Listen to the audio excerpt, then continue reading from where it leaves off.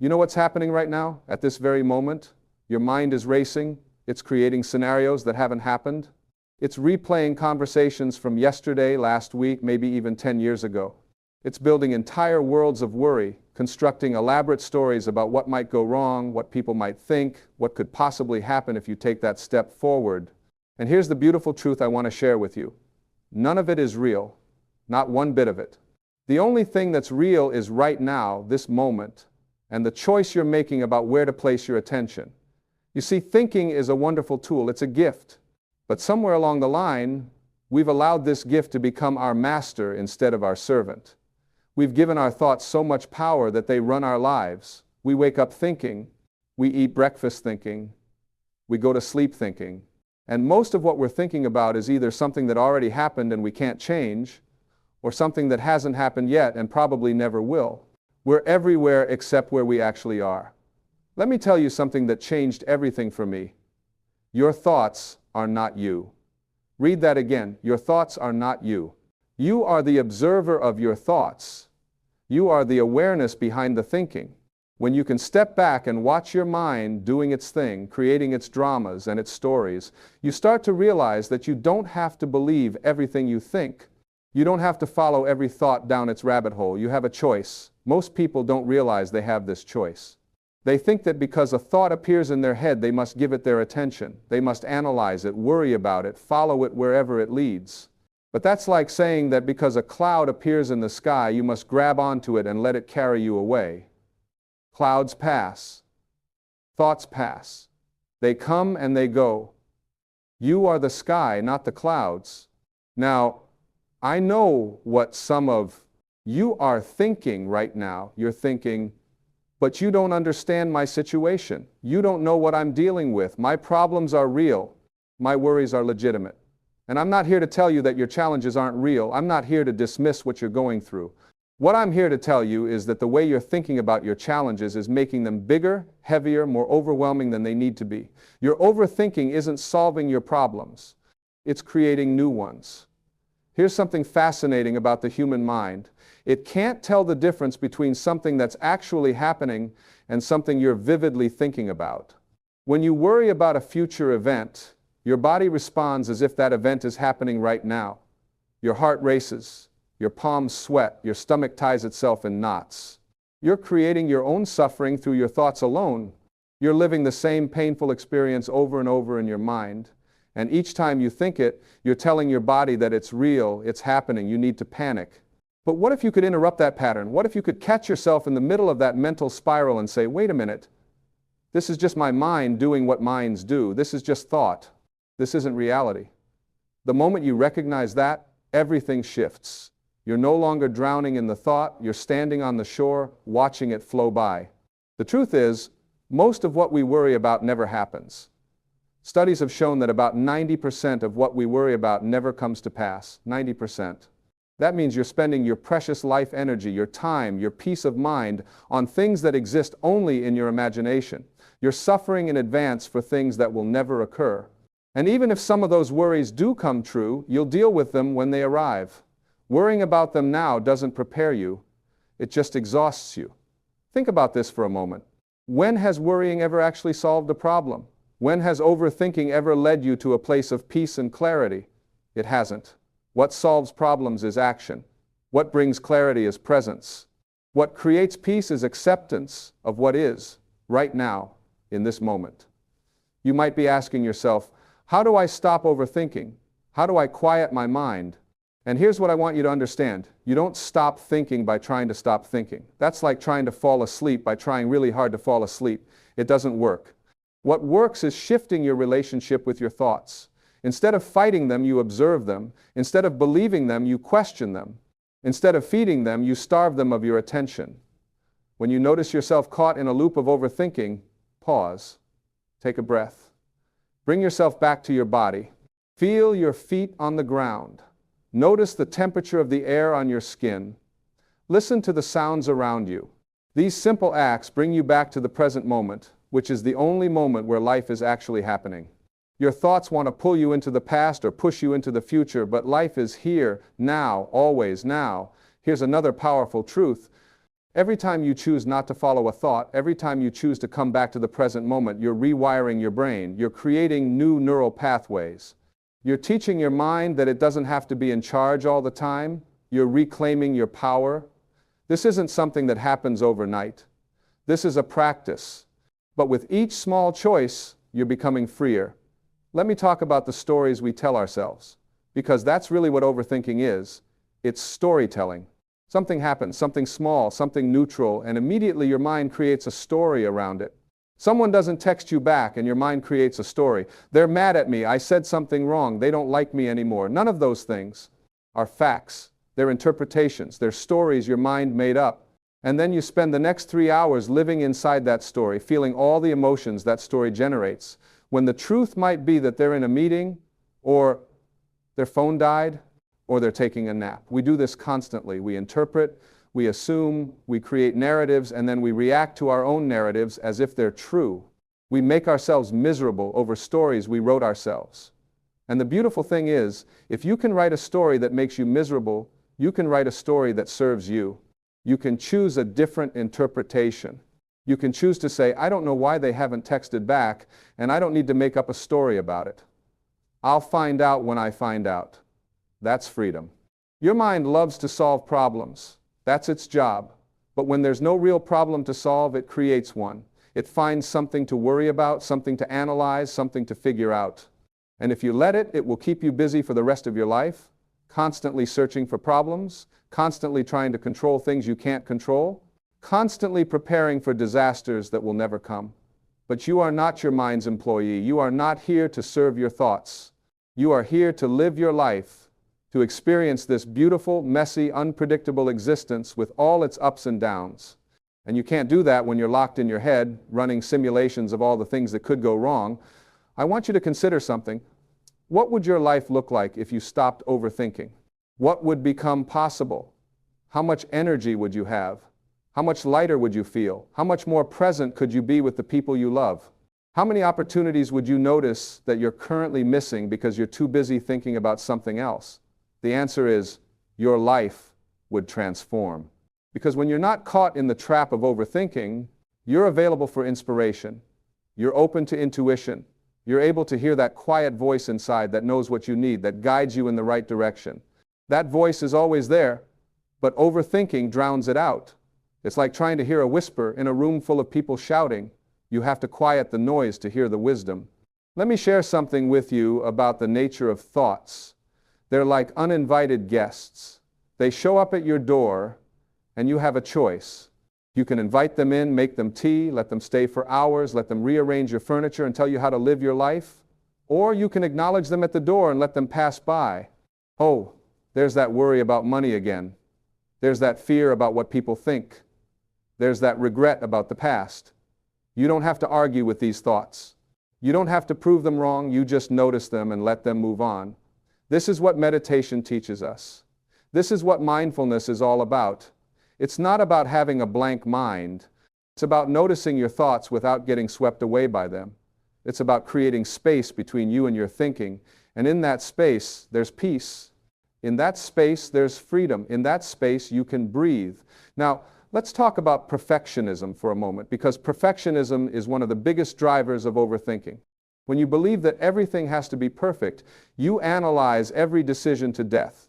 You second-guess yourself constantly. You replay every conversation looking for the mistakes you made. You plan everything down to the smallest detail, trying to control outcomes that are ultimately out of your control.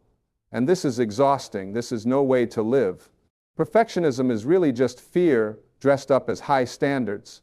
It's the fear of not being good enough, the fear of being judged, the fear of failure, and it keeps you stuck because nothing you do will ever meet that impossible standard. There will always be something you could have done better, something you should have said differently, some way you fell short. The goal isn't perfection, the goal is progress, the goal is showing up. The goal is doing your best in this moment with what you have, and then letting it go. When you let go of the need to be perfect, you free yourself from so much overthinking. You stop analyzing every little thing. You stop worrying about what everyone thinks.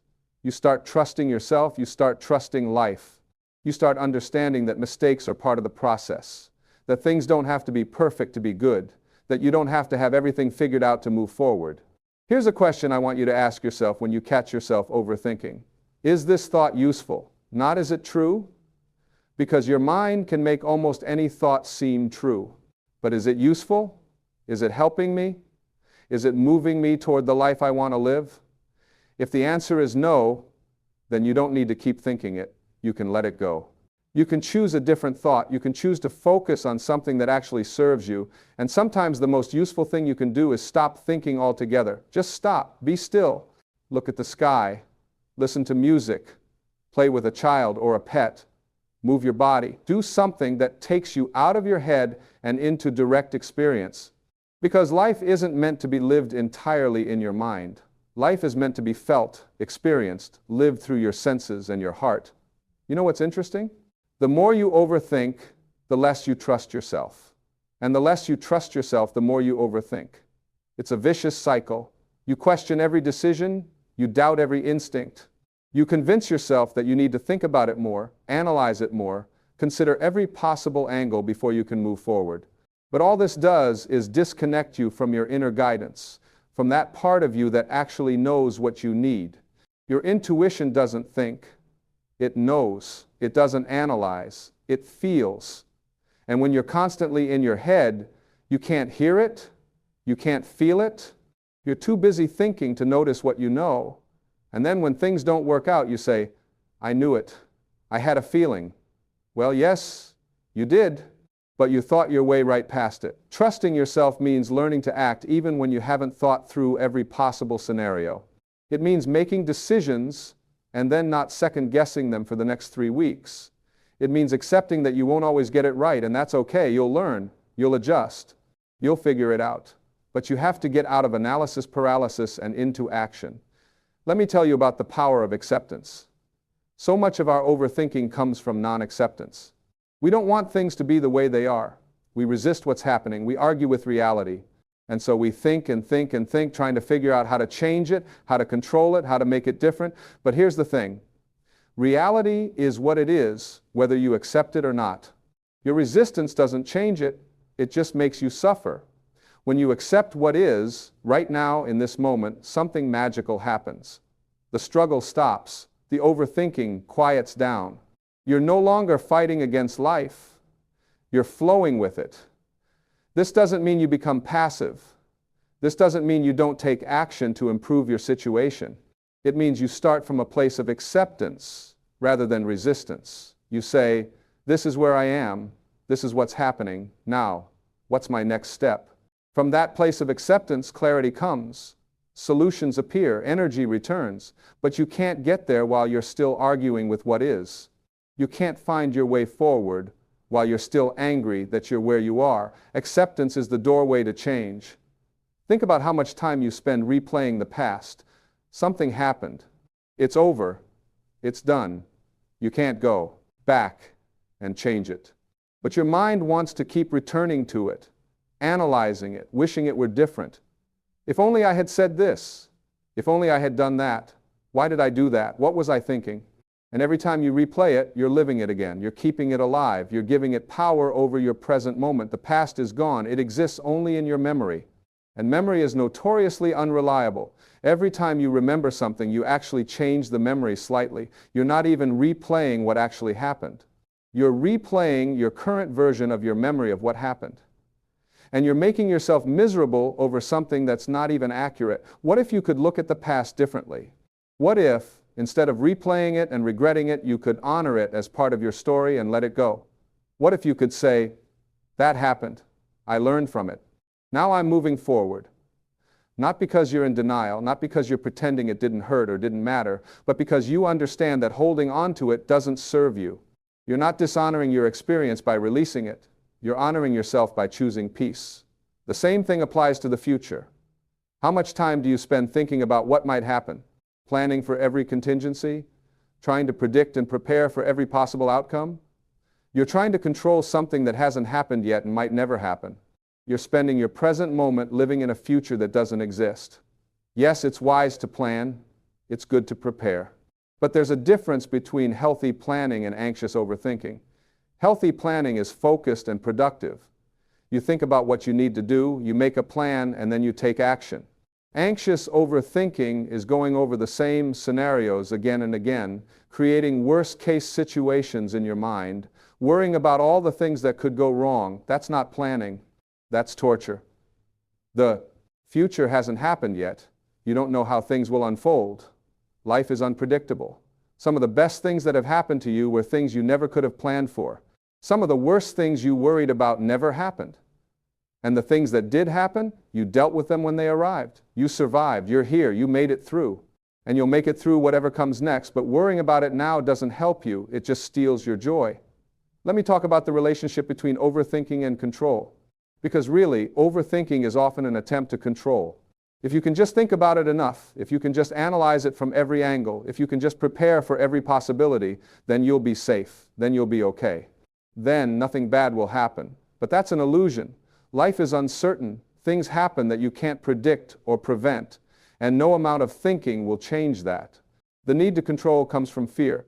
It comes from not trusting life, not trusting yourself, not trusting that you'll be okay no matter what happens. And I understand that fear. We all feel it. But clinging to control through overthinking doesn't actually make you safer. It just makes you exhausted and anxious and miserable. What if you could let go? What if you could trust? What if you could say, I don't know how this will turn out, and that's okay. I'll handle whatever comes. I'm capable. I'm resilient. I don't need to know everything or control everything to be okay. That's not being reckless. That's being free. When you release the need to control through overthinking, you open yourself up to possibilities you never considered. You become flexible. You become adaptable. You become present. And from that place, life becomes an adventure rather than something to be managed and controlled. I want to talk about comparison for a moment, because comparison is another huge driver of overthinking. You see what other people are doing, and your mind starts churning. They're more successful than me. They have it more together. They're happier, richer, more accomplished. What am I doing wrong? Why am I not there yet? What's wrong with me? And you spiral into hours of overthinking about your worth, your progress, your life. But here's what you're forgetting. You're comparing your behind the scenes to everyone else's highlight reel. You're comparing your messy reality to their carefully curated image. You don't know what's really going on in their life. You don't know their struggles, their fears, their challenges. You only see what they show you. And even if they genuinely have something you want, so what? Their success doesn't diminish yours. Their happiness doesn't take away from yours. There's enough for everyone. Your path is your path. Your timing is your timing. You're exactly where you need to be right now, learning what you need to learn, growing in the way you need to grow. Comparing yourself to others is like expecting a rose to bloom on the same schedule as a sunflower. You're different. Your journey is different. And that's not a problem. That's the point. When you stop comparing, you stop so much overthinking. You stop questioning yourself. You stop feeling inadequate. You start focusing on your own life, your own growth, your own journey. And that's when things start to shift. That's when you start making real progress. Now let's address something important. Some people wear their overthinking like a badge of honor. They say, I'm just a thinker. I analyze everything. That's who I am. And they've made it part of their identity. But here's the question. Is it serving you? Is it making your life better? Is it bringing you peace and joy and fulfillment? Or is it keeping you stuck, anxious, and overwhelmed? You're not your overthinking. It's something you do, but it's not who you are. And just like any habit, you can change it. You can choose differently. But first, you have to be willing to let go of the identity. You have to be willing to say, I've been overthinking for years, and I'm ready to try something different. I'm ready to experience life in a new way. This takes courage, because overthinking, as uncomfortable as it is familiar. It's what you know. And there's a part of you that feels safe in that familiarity, even though it's making you miserable. Letting go means stepping into the unknown. It means trusting in a way you might not have trusted before. But on the other side of that step is a freedom you can barely begin to comprehend right now. Let me share something about the present moment. When you're fully present, overthinking is impossible. Think about that. When you're completely engaged in what you're doing, completely aware of the here and now, there's no room for the endless mental chatter. That's why people lose themselves in activities they love. That's why time seems to disappear when you're in flow. You're not thinking about the past or the future, you're just being. This is available to you all the time, not just when you're doing something you love. You can be present while washing dishes. You can be present while walking. You can be present while having a conversation. It's a choice. It's a practice. Every moment is an opportunity to come back, to be here, to stop the thinking and start the living. And here's what happens when you practice presence. Your whole experience of life changes. Food tastes better. Colors seem brighter. Conversations become more meaningful. You notice things you've been missing. You feel things you've been numbing. You connect with people in ways you couldn't when you were lost in your head. Life becomes richer, fuller, more alive. But you have to choose it. You have to choose to come back again and again and again. Because your mind will pull you away. It will try to get you thinking about something, anything other than what's happening right now. That's what minds do. And every time you notice that and bring yourself back, you're strengthening your presence muscle. You're training yourself to live rather than just think about living. I want to address the voice of self-doubt, because this is often the loudest voice in the overthinking mind. Am I good enough? Did I make the right choice? What if I fail? What will people think? This voice can be relentless. It can make you question everything about yourself, and it's rooted in the belief that you need to be something other than what you are to be okay. But you are enough. Right now, as you are enough. You don't need to prove anything to anyone, including yourself. You don't need to be perfect or have it all figured out or never make mistakes. You're a human being, having a human experience, doing the best you can with what you know. And that is enough. When that voice of self-doubt starts up, you can thank it for trying to protect you, because that's what it's trying to do. It's trying to keep you safe from rejection, from failure, from pain. But you can let it know that you've got this. You can handle whatever comes. You don't need it to protect you by making you overthink everything and second-guess yourself into paralysis. Here's something powerful. Every time you act in spite of your doubts, every time you move forward, even though that voice is chattering away, you prove to yourself that you're stronger than your fears. You build confidence. You build trust in yourself. You show yourself that you can do hard things, uncertain things, scary things. And gradually that voice gets quieter. It doesn't disappear completely, but it loses its power over you. Let's talk about the stories we tell about ourselves. I'm an anxious person. I'm a worrier. I'm someone who overthinks everything. When you label yourself this way, you're creating a self-fulfilling prophecy. You're telling your brain, this is who I am, and your brain says, okay, let me make sure we keep doing this then. Your brain is trying to keep you consistent with your identity. But what if you change the story? What if you started saying, I'm learning to trust myself. I'm becoming more present. I'm practicing letting go of thoughts that don't serve me. You're not lying to yourself. You're choosing a new direction. You're choosing a new identity. And your brain will work to make you consistent with that instead.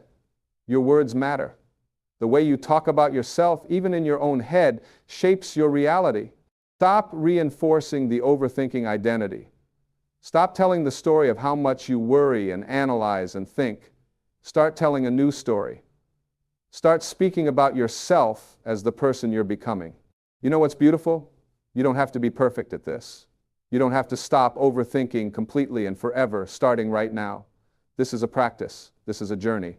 There will be days when your mind is quiet and peaceful. There will be days when it's loud and chaotic. Both are okay. Both are part of being human. The goal isn't to never think. The goal is to not be enslaved by your thinking. Every time you catch yourself overthinking and choose to redirect your attention, that's a win. Every time you recognize a thought as just a thought and don't follow it down the rabbit hole, that's a win. Every time you bring yourself back to the present moment, that's a win. This is how change happens, not through one grand transformation, but through thousands of small choices. And be gentle with yourself in this process. Your mind has been overthinking for a long time. It's not going to stop overnight. There's no failure here. There's just practice. There's just learning. There's just growing awareness. And with that awareness comes choice. And with that choice comes freedom. Let me tell you something about simplicity. Life is actually much simpler than your overthinking mind makes it. Most situations don't require the level of analysis you're giving them. Most decisions don't need to be agonized over for days or weeks. Most problems have straightforward solutions if you can get out of your own way long enough to see them. When you notice yourself making something complicated, pause, and ask, what's the simple truth here? What's the simple action I can take? Strip away all the what-ifs and maybes and fears and doubts. What's actually here? What actually needs to happen? Often the answer is much simpler than you think. We complicate things because we're afraid. We're afraid of making the wrong choice, of facing consequences, of being uncomfortable. So we think and think, hoping that if we think long enough, we'll find a way to avoid the discomfort. But usually, the way forward is through the discomfort, not around it. And overthinking just delays the inevitable while making you miserable in the meantime. Simplify, act, adjust as you go. This is how life works. This is how you move forward. Not by having it all figured out, but by taking the next step and then the next step and then the next step. Trust the process, trust yourself. Trust that you'll figure it out as you go, because you always have. I want you to think about what you're making room for when you let go of overthinking. What becomes possible? What opens up? More energy, more peace, more joy, more presence with your loved ones, more creativity, more spontaneity, more living and less thinking about living. This is what's waiting for you on the other side of the overthinking trap. And it's not somewhere far away, it's right here, right now, in this moment. The moment you choose to let go of the thought you're holding on to, the moment you choose to come back to your breath, to your body, to the present moment, you're free. It's always just one choice away, one moment of awareness, one shift in attention. You don't need to read more books about it. You don't need to figure out the perfect strategy. You don't need to wait until your life settles down or your problems are solved. You can start right now. Notice your thoughts. Don't judge them. Don't try to stop them. Just notice them. And then gently, kindly bring your attention back to what's actually here. The tree outside your window, the sensation of your breath, the sounds in the room, the feeling of your body in your chair, these real, tangible, present things. This is life. This is reality. Everything else is commentary, and you don't have to listen to all of it. Your liberation from overthinking begins the moment you realize that you are not your thoughts. You are the awareness that notices the thoughts. And from that place of awareness, you have choice. You have power. You have freedom. This is your birthright. This is available to you always. The question is, will you claim it? Will you choose to step out of the prison of your mind and into the vast open space of the present moment? Will you choose to trust yourself, trust life, trust that you don't need to have everything figured out to be okay? Will you choose to let go of the need to control, the need to be perfect, the need to know how everything will turn out? These choices are available to you right now, not tomorrow, not when you feel ready, not when you've thought about it enough, right now. And the beautiful thing is, you get to make these choices again and again, moment by moment for the rest of your life. This is your practice. This is your path. This is your freedom. So stop waiting. Stop thinking about living and start living. Stop analyzing your life and start experiencing it. Stop trying to figure everything out and start trusting that you're exactly where you need to be, learning exactly what you need to learn. You're not broken. You're not doing it wrong. You're just thinking too much, and thinking is keeping you from the very thing you're searching for. Peace is here. Clarity is here. Joy is here. Life is here. All of it waiting for you the moment you stop thinking long enough to notice. The moment you choose presence over overthinking. The moment you choose trust over fear. The moment you choose to be here fully, completely, without reservation. This is your invitation. This is your moment. What will you choose?